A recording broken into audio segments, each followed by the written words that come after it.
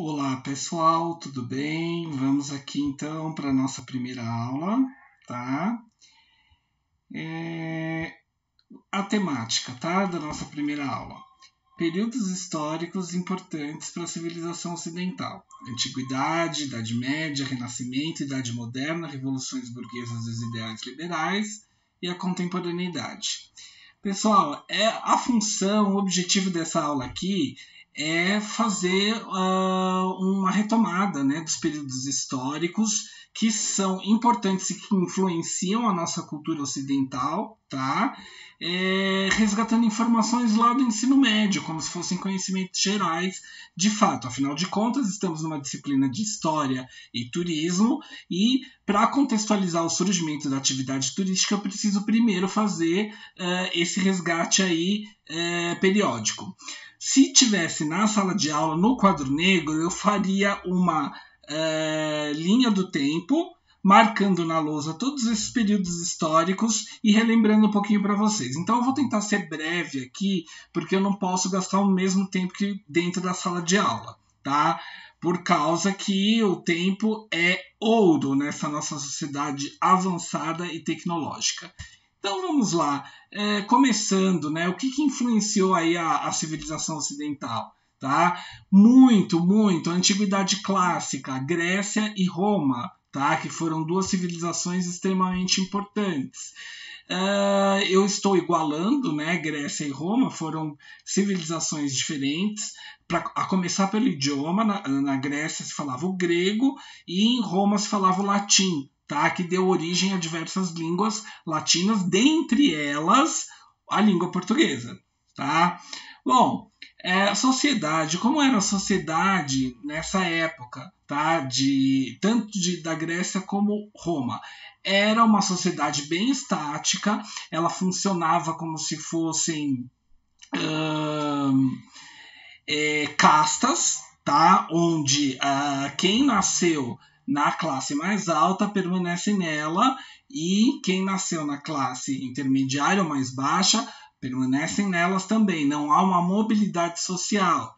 Tá? Nesse sentido, haviam os homens livres, que eram aqueles que nasciam na classe superior. Dentro dessa casta dos homens livres, aí sim havia um ideal de democracia, que eles viviam na polis, que era o plano central, né, onde haviam os conhecimentos, onde tinham as decisões políticas, e na polis, onde se discutiam essas decisões democráticas, só participavam de fato os homens, né, dessas castas mais abastadas, ok? Bom,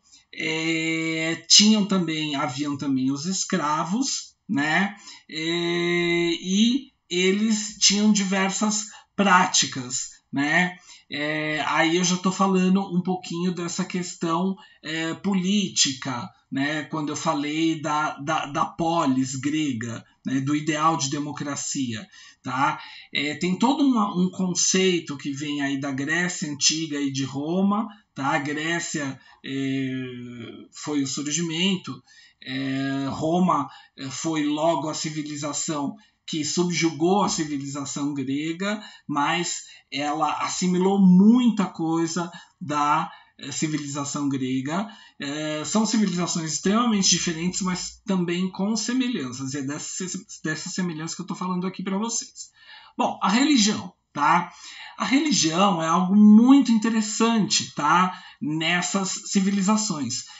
Elas são, de maneira geral, politeístas. O que significa politeístas? Poli, diversos, teístas, de deuses. Eles acreditavam em diversos deuses. Cada deus, né, tanto na Grécia como em Roma, então a gente fala muito em mitologia grega, estava ligado a uma determinada força da natureza ou sentimento humano, que era materializado por meio desse deus e também dos cultos a esses deuses. Tá falando um pouquinho sobre 12 deuses num videozinho que eu vou deixar para vocês mais ali para baixo de curiosidade. Assistam, que vale a pena para vocês entenderem um pouquinho mais, principalmente sobre Grécia. tá? Então, assim, a religião era politeísta e a religião ela acabava dando conta de muita coisa, né? Por exemplo, cultura, o teatro, tá? As peças, né, de mitologia, elas eram inspiradas nessa religiosidade. Os templos, tá, que eles erguiam para essas divindades estava relacionado com a arquitetura e também com os lugares de visitação, né, de peregrinação que eles visitavam. Bom, enfim, é muito interessante a mitologia grega, algo que eu nunca estudei a fundo e que eu gostaria até de ter mais informações para passar para vocês. Mas não temos como nos ater muito nessa questão. Bom, estética. Por que a estética é importante? Né? Bom, era uma sociedade completamente antropocêntrica, que significa que o homem é o centro do universo.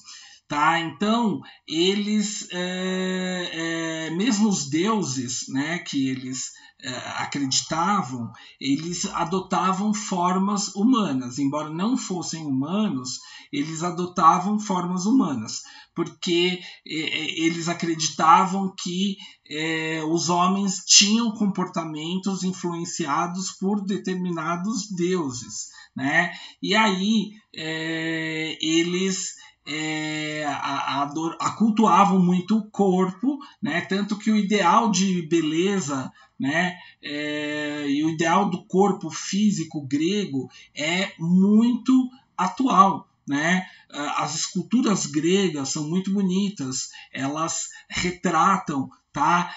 O corpo humano de uma forma muito verdadeira, tá? E perfeita, né? Então essas esculturas, tá, são extremamente belas. Por isso que a gente fala que tem uma influência tão grande aí na cultura ocidental até hoje. E eles têm uma característica que também hoje em dia é muito presente, que é a ciência. Tá? Eles estudavam, esses homens livres apenas, tá?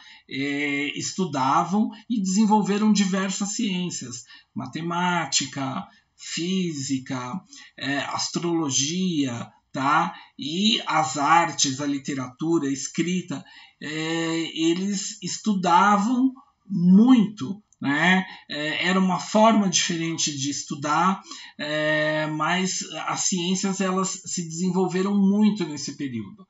Nós temos diversos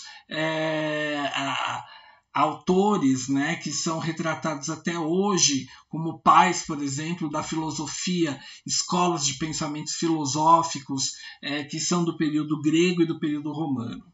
Certo?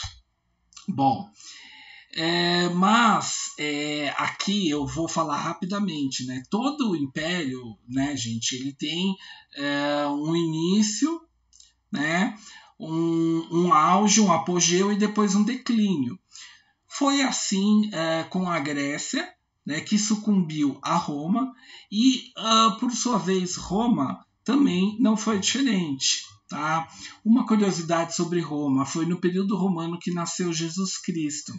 E isso é importante porque na nossa civilização ocidental e principalmente religiosa ligada à crença católica, o calendário, né, na verdade a crença cristã, né, que crê em Jesus Cristo, todo esse calendário ele é contado a partir do nascimento de Jesus Cristo, que ocorreu no Império Romano.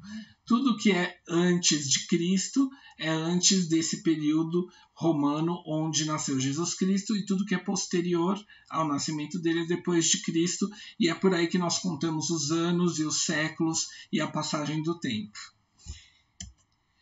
Idade Média, né? Como aconteceu a Idade Média? Eu falo, né, para os meus alunos, olha, eram civilizações vindas do norte que eram ditas bárbaras, eram chamadas de bárbaras porque elas tinham um conhecimento bélico, eles guerreavam muito, né, muito melhor do que essa civilização romana. E aí ocorreu um fenômeno que foi a invasão, das terras e dos impérios, das cidades controladas pela civilização romana, pelo Império Romano, e ocasionaram o quê? Uma grande fuga, uma diáspora. Né? Para vocês saberem o que é diáspora, né? Hoje em dia, por exemplo, a Síria vive uma diáspora por conta dos ataques religiosos que ocorrem lá, e as pessoas vão sendo expulsas do lugar onde elas vivem, né, por essas guerras, e eles se dispersam pelo território em busca de um novo lar, um novo país para se morar. Elas fogem em troca da sua sobrevivência mesmo, por uma questão de sobrevivência. E esse fenômeno de dispersão é chamado de diáspora. Foi o que aconteceu. Tá? Esses povos perderam a guerra, né, que estavam sob o jugo do Império Romano, e se disseminaram, né, se distribuíram entre várias terras. Né? Então, aí onde nós tínhamos as civilizações urbanas, né, porque tanto os gregos como os romanos eram essencialmente urbanos, né, houve uma dispersão pelo território e uma formação de uma sociedade rural, né, uma sociedade rural completamente fragmentada. Haviam pequenos núcleos, tá, de concentração de pessoas, mas eram vilas. Tá? Então, a arquitetura muito assim de pedra. Tá? Então a gente começa a entrar na era medieval, né? E a era medieval, a Idade Média, por que ela é considerada a Idade das Trevas? Ela é considerada a Idade das Trevas, pessoal, por causa da ausência de conhecimento. Tá? O que aconteceu nessa época? A religião, a católica, ela dominou a cena social ali de alguma maneira, né? E o conhecimento científico acumulado durante o Império Greco-Romano ficaram guardados aos monastérios, né? Aos centros de formação religiosa. Isso fez com que o ensino religioso ganhasse muita força, tá? E acabou sendo também uma forma de dominação. Tá? A Igreja dominou, a Igreja Católica dominou o mundo, as pessoas nesse período. Né? É um período muito triste para a Igreja Católica, porque eles controlavam tudo, inclusive impostos. Bom, os impostos, na verdade, eram cobrados pelos senhores feudais. Tinha aquela questão toda do feudalismo, da vassalagem, da suzerainagem e vassalagem, como vocês já estudaram lá no ensino médio, mas os religiosos eles acabavam meio que extorquindo toda essa riqueza, né? Porque não havia um conhecimento científico desses homens, desses grandes senhores feudais que eram guerreiros poderosos, e como não havia uma explicação sensata para as coisas, a explicação de tudo era religiosa. E aí, se vinha alguma doença, era alguma praga de Deus. E aí, enfim, começa aquela coisa, reze, senão Deus te envia uma praga, reze, senão você, né, também, enfim, acontece alguma coisa, alguma explicação aí sobrenatural, e você adoece, então você tem que dar dinheiro para a igreja, e assim vai. E aí isso vai se tornando o quê? Um domínio social. Tá? Portanto, ao contrário dos impérios da Antiguidade Clássica, que eram antropocêntricos, aqui nós temos o teocentrismo, onde centrismo, centro, teo, Deus, onde Deus é o centro do universo. Como eu disse, a explicação para tudo, né, tem uma explicação mística e religiosa. Como eu disse, houve uma diáspora, o feudalismo, vocês sabem como era a a questão social, né, entre a vassalagem e a suzerainagem, tá? Era os servos, né? Os camponeses, eles tinham um esquema de meeiro, né, que era metade da produção que era doada, né, para os senhores feudais ou mais em termos de impostos, né, para cultivar a terra e para ser protegido belicamente também, né, pelos senhores feudais, e era uma sociedade pautada na economia rural, onde a agricultura prevalecia, né? Mas, como nem tudo dura para sempre, né, pessoal, chegavam principalmente do Oriente alguns mercadores que pagavam impostos para passar de feudo em feudo, mas traziam mercadorias e especiarias do Oriente. Esses mercadores estimularam a existência de outros comerciantes e vai surgindo uma classe burguesa, né, e comerciante. Daí as pessoas começam a viajar, começam a ocorrer pequenas feiras, né, à margem dos reinos, né, dos feudos, e aí começa a surgir uma população, né, que se concentra nesses burgos, né? Burgos é pequeno centro comercial, né? E daí que vem o termo também, que surge o termo para as revoluções burguesas mais para frente, tá?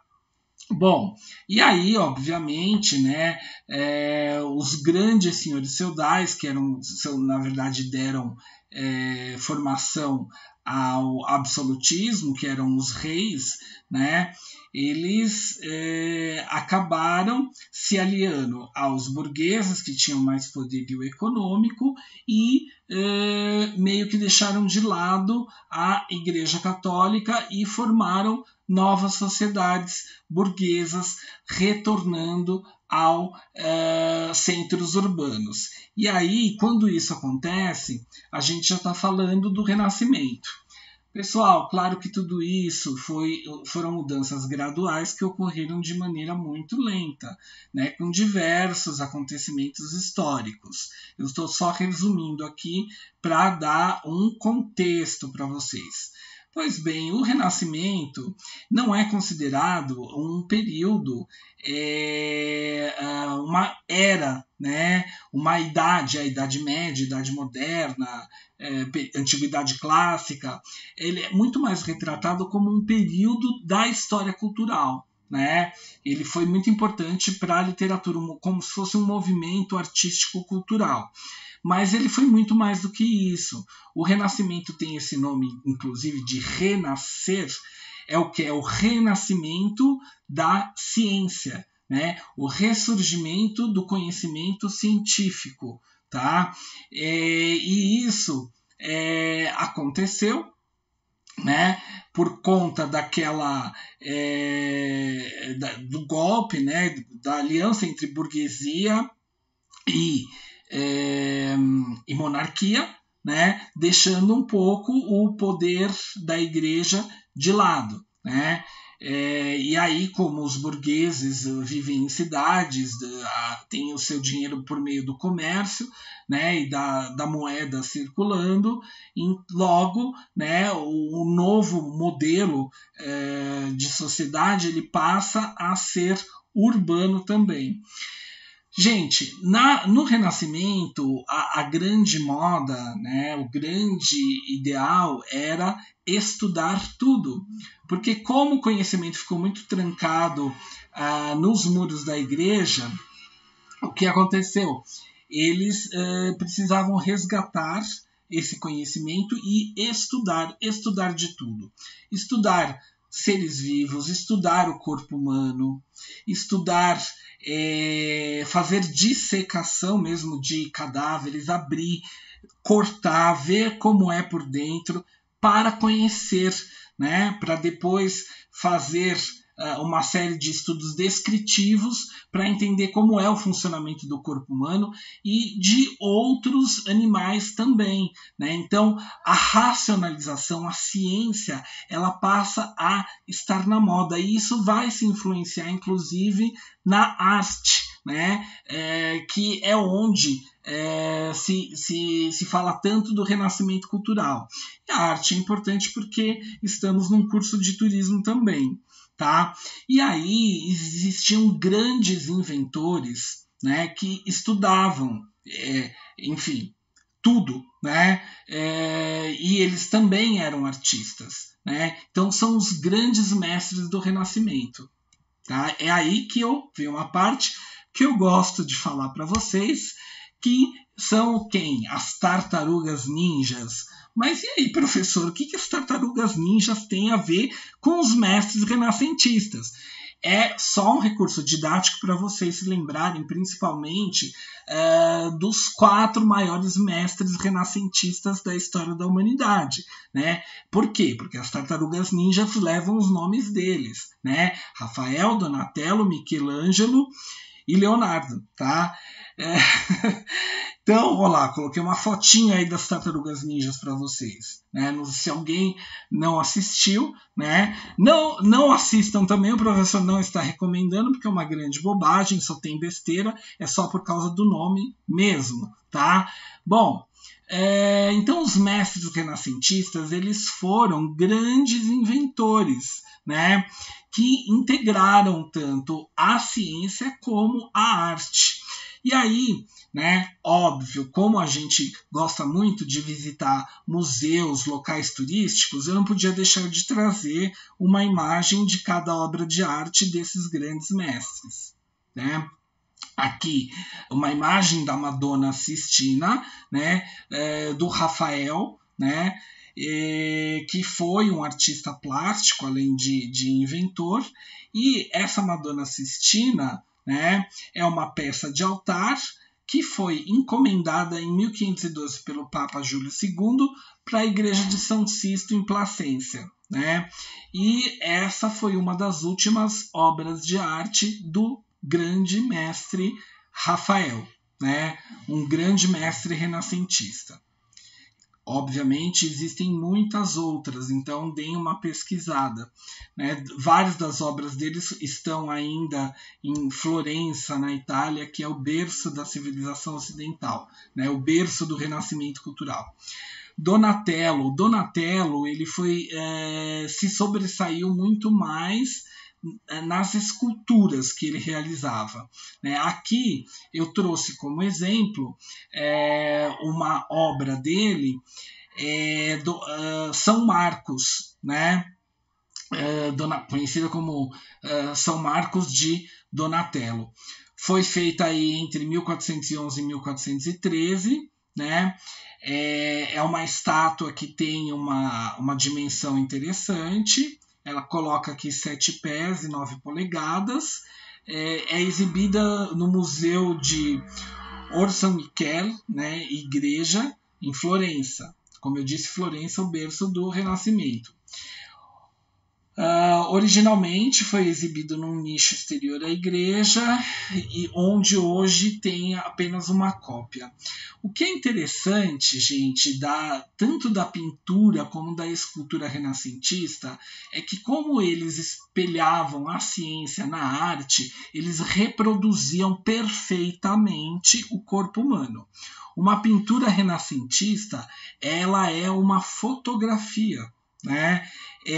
Aqui nessa escultura, eu estava lendo um pouquinho sobre ela, eles falam da perfeição das mãos, como ela é retratada, como as veias, né, também os ossos são retratados nessa escultura, para vocês terem ideia dos detalhes, como eles eram importantes.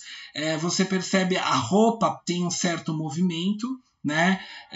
A roupa de São Marcos aí, a barba, a feição, ela é uma escultura que ela tem um movimento, uma vivacidade muito grande, né? Então tudo isso se consegue por meio do estudo das técnicas da escultura ou da pintura, né? Então por isso a ciência se via refletida também na arte.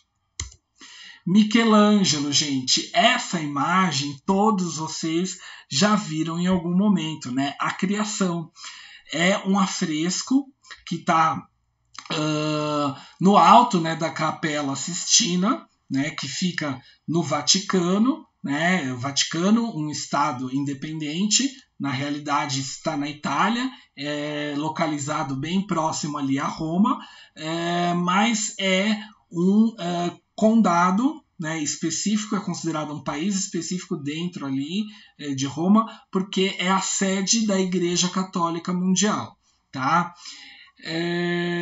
Então, Michelangelo foi um pintor, ele foi escultor, poeta e arquiteto, também considerado um dos maiores criadores da história da arte no Ocidente, né? Então, olha lá, vocês sabiam que a criação de Adão no alto da Capela Sistina era de Michelangelo? Isso é bem importante, né? Não só essa obra, eu trouxe uma de cada um só para dar um gostinho assim para vocês, né? Como é importante a gente ter esse conhecimento, tá? Não só desses grandes mestres da pintura, mas de outros também, inclusive brasileiros, para a gente entender de arte, para a gente ir nos museus e entender as exposições. Isso é maravilhoso e isso atrai muito o turismo cultural. Bom, Leonardo da Vinci, né? Leonardo da Vinci é um dos maiores inventores, né, e um dos maiores mestres renascentistas de todos os tempos. Fantástico. Eu fui na exposição que teve, que eu coloquei o nome aqui, né, Leonardo da Vinci, 500 anos de um gênio, né, então, portanto, já 500 anos aí, né, eu não vou lembrar se é do nascimento ou da morte, mas, né, da sua obra, da sua existência, e foi feito uma exposição maravilhosa no Miss Experience. Eu participei e tive a oportunidade de ir, foi em janeiro de 2020. Eu tive lá e assim, uma tecnologia fantástica, porque eles baixavam um app que funcionava por geolocalização, você baixava no seu celular ali e com o seu fone de ouvido você ia ouvindo as explicações das obras, né?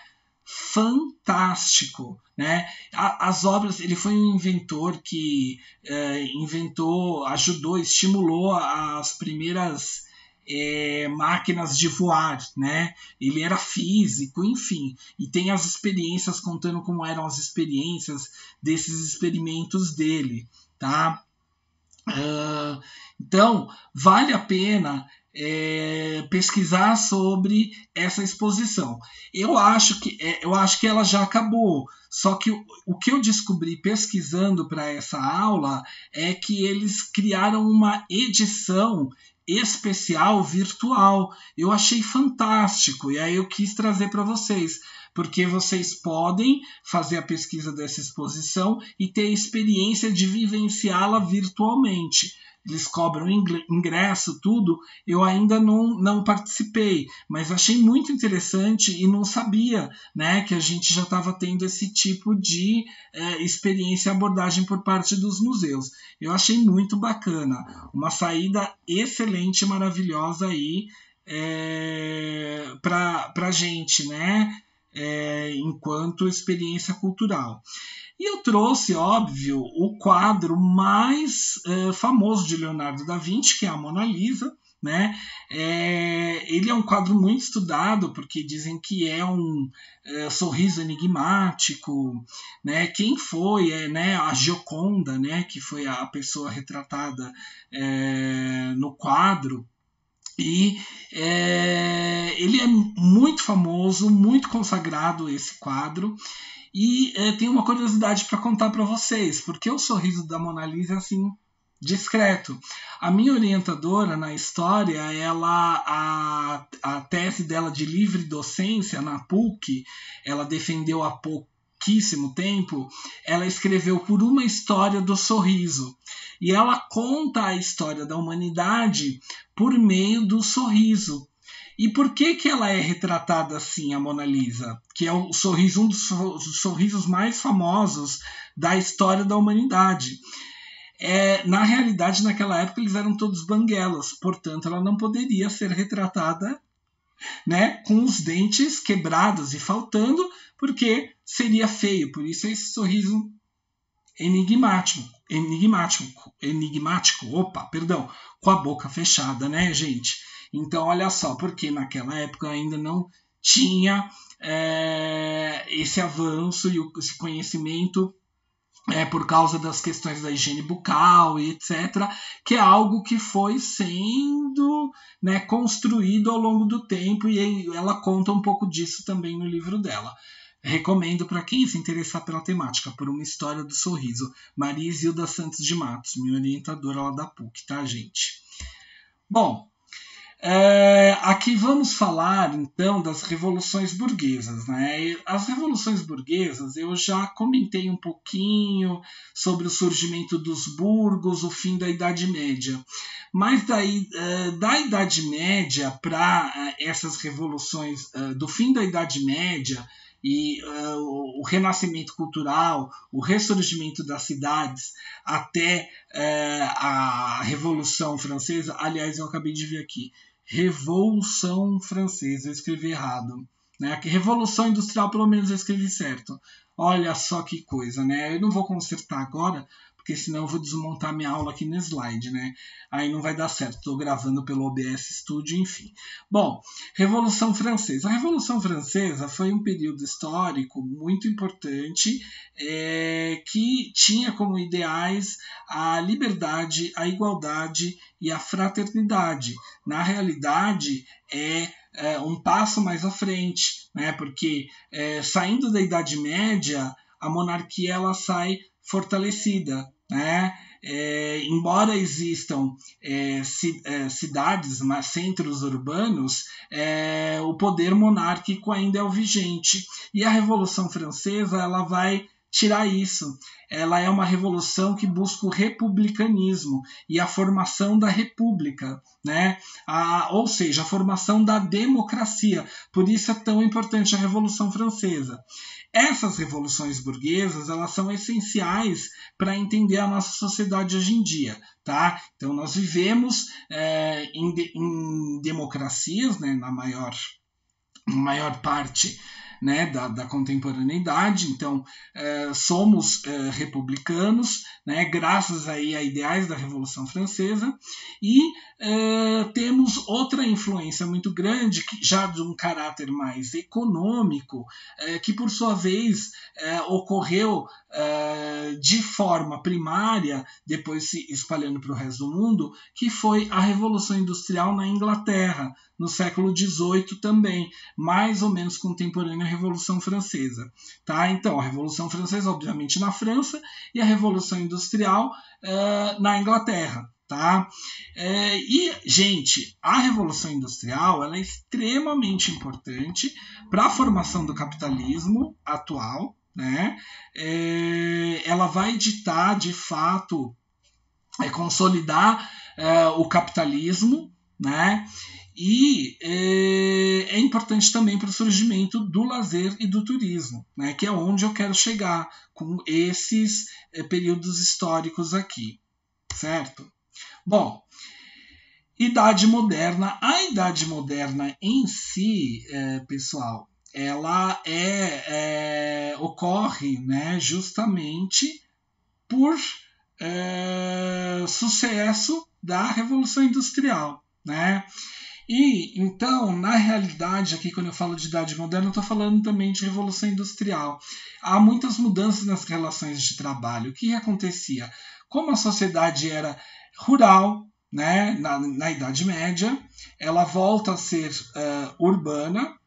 Eu digo que volta porque na Antiguidade Clássica era urbana. Aliás, nesse sentido, a história ela é cíclica, né? Eu tinha lá na Antiguidade Clássica centros urbanos, né? Depois diáspora, na Idade Média, sociedade rural, Aí o modelo entra em decadência, a formação das cidades, dos burgos, novamente temos o surgimento de centros urbanos. Né? A Idade Moderna, né, com a Revolução Industrial, ela é uma consolidação desses centros urbanos, continua o valor do antropocentrismo e da ciência, o conhecimento científico que permitiu a criação da máquina a vapor, né, que foi o que gerou as fábricas, né, na Revolução Industrial. E aí, assim, as fábricas também perceberam que se você pegasse a produção de um determinado produto qualquer e dividisse ele em diversas etapas, né, e colocasse numa esteira que era movida pela máquina a vapor, né, pelas termoelétricas, esse trabalho dividido em diversas pequenas etapas, numa esteira e numa linha de montagem, ao final de todo o processo, em vez de ter uma peça, você ia ter 50, né? Por causa da divisão do trabalho. E isso dá um ganho de produtividade gigantesco. Antes, né, na sociedade rural, onde as pessoas, cada um vivia na sua casa, plantava, colhia, fazia troca, criava animais, né, cozinhava, enfim, era um tempo muito ligado à natureza. Aqui já não, já é um ritmo traçado pelo relógio. Desde aquela época até hoje, o que nós vendemos é a nossa força de trabalho em quantidade de horas. É algo que veio da Revolução Industrial, porque time is money, né? Vocês vão estudar isso também em administração, né? Nos fundamentos da administração que vocês vão ver na gestão de empresas de turismo 1, tá? Os principais pensadores, né? E eles vêm daí, tá? E aí esse trabalho fragmentado ele faz com que haja um trabalho repetitivo por horas e horas a fio, porque não existe uma regulamentação trabalhista. É algo muito novo que está surgindo. Aquele esquema de trabalho onde tinha um chefe, um patrão, né, no mesmo espaço, trabalhando, e os empregados, né, ali na linha, na esteira de montagem. É uma nova relação de trabalho. Né?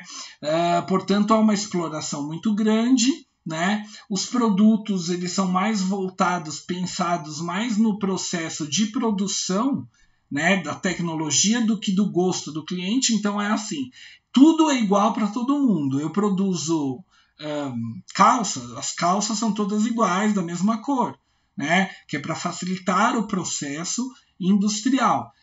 Então não há uma poder de escolha, né, muito grande, certo? Tá? É algo que é muito mais pensado nesse processo produtivo. Bom, gente, isso gerou uma exploração do trabalhador muito grande. Daí que surgem os sindicatos, né? Porque até as pessoas tomarem consciência que elas estavam sendo exploradas, levou bastante tempo. Né? E primeiro as pessoas sabotavam as máquinas, né? Porque elas achavam que as máquinas é que eram culpadas por aquilo, elas não tinham consciência de que por trás da máquina tinha alguém que alimentava esse regime de exploração, né? E tem histórias assim, né? Muita gente morreu decepado por máquinas, e aí? Para o detentor do capital, ele pegava outra pessoa e continuava trabalhando e explorando. E as pessoas trabalhavam muito e ganhavam muito pouco, porque também não tinha nenhum tipo de regulamentação. Bom, ocorreram uma série de agitações sociais, revoluções, né, pancadaria, enfim, né, as conquistas sociais. Após as conquistas sociais é que o trabalhador passa a ter direito, né, a uma série de benefícios, e aí vem a regulamentação do trabalho, que é o que hoje aqui no Brasil a gente conhece como CLT, que é a consolidação das leis trabalhistas. Né? E aí, gente, surge o lazer. Surgindo o lazer, né, pela primeira vez na vida, esses